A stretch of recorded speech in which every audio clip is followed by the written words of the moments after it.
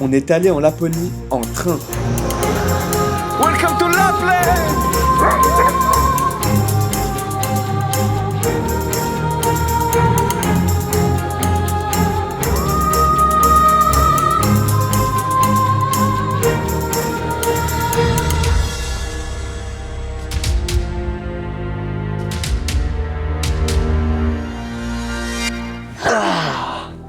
Quel voyage de fou! On va tout vous raconter de notre voyage, mais d'abord, il faut revenir au début.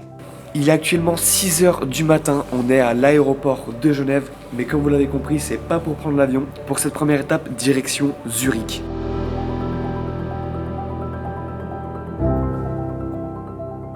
Prendre le train, c'est une autre façon de voyager.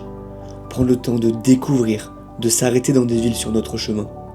Lorsqu'on a décidé d'adopter un chien, on s'est promis de tout faire avec lui. L'emmener en Laponie ? Bien sûr que c'est possible. Notre choix s'est porté sur le train. Impensable pour nous de mettre notre chien dans une soute, dans une cage avec des bruits de moteur sans qu'il comprenne ce qui se passe. Même s'il est pas à l'aise dans le train, on est là pour le rassurer, on est avec lui, il a ses repères. Le train, c'est également un moyen plus écologique de voyager. Certes plus long, mais cette expérience, nous voulions la tenter. Bon, on est enfin arrivé à Hambourg après 10 heures de train. Ça s'est plutôt bien passé. Iko, il a été plutôt sage. Incroyable. Et puis, on avait 4 heures à attendre à Hambourg. Donc, on en a profité pour visiter la ville avec les illuminations de nuit. Franchement, c'était super joli.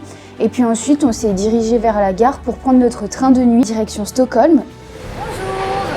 Dans ce train, on a eu la chance d'avoir une cabine couchette où on était du coup que tous les trois.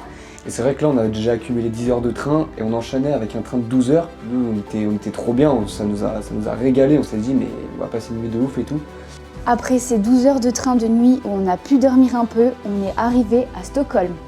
C'est bon, on est bien arrivé à Stockholm, on a posé du coup nos affaires et Iko à l'hôtel. Et là, on va aller visiter un petit peu et manger un bout, donc on vous emmène avec nous.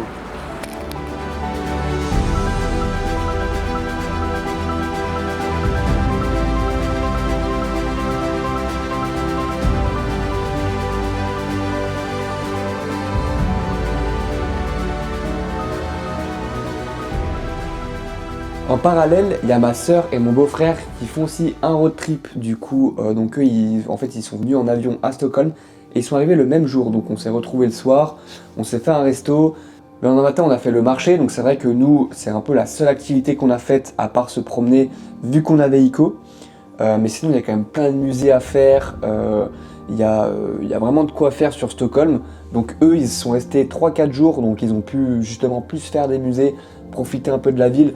Nous, c'était vraiment un petit arrêt pour se poser dans le voyage, pour pas faire tous les trajets de train d'un coup, sachant que là, on est déjà à 22 heures et qu'il nous reste un train de 12 heures pour arriver du coup en Laponie. Donc ouais, cette petite pause a fait du bien.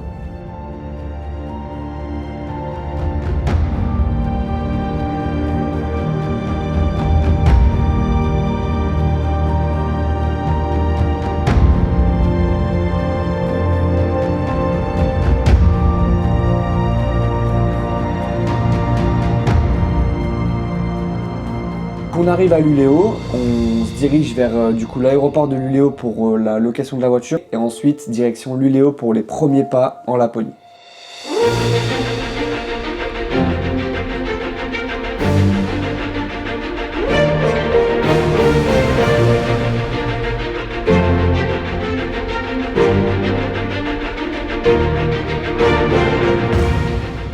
Et du coup, une fois arrivé à notre Airbnb, on en a profité pour aller découvrir un petit peu ce qu'il y avait autour, les petits lacs, les forêts, les petites randos qu'on pouvait faire. Et puis ensuite, c'est là où a commencé réellement le voyage parce qu'on a fait les activités typiques du coup de la Laponie.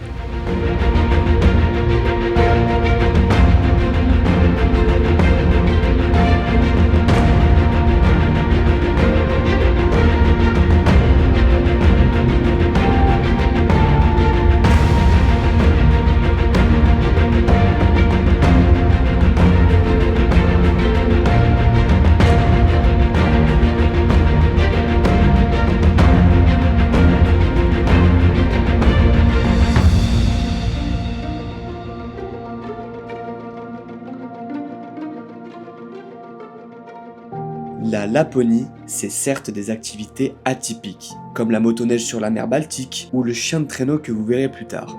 Mais c'est également de profiter des grandes étendues de nature, de se perdre sur les routes, sillonner la forêt en raquette ou encore jouer avec son chien. Alors là, on est le 31 décembre et je pense qu'on peut vous parler d'une superbe expérience qu'on a vécue. C'était vraiment magique parce qu'on a passé le nouvel an sous les aurores boréales et c'était incroyable quoi. C'était magnifique.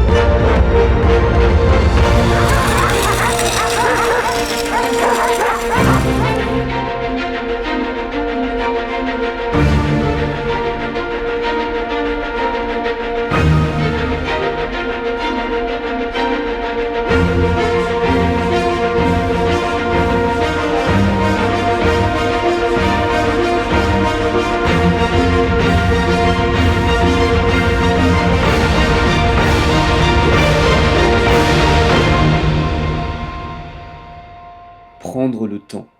Le mot d'ordre de notre voyage.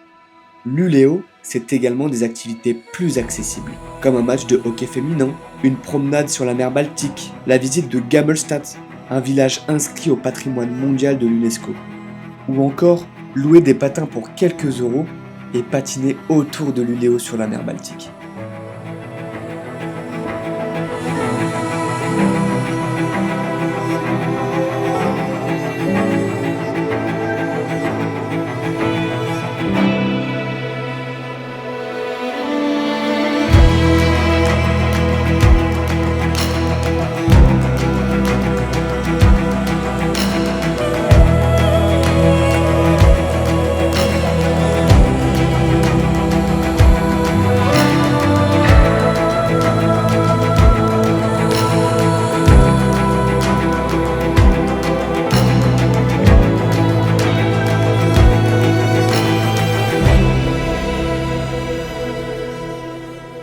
J'espère que cette petite vidéo vous aura plu.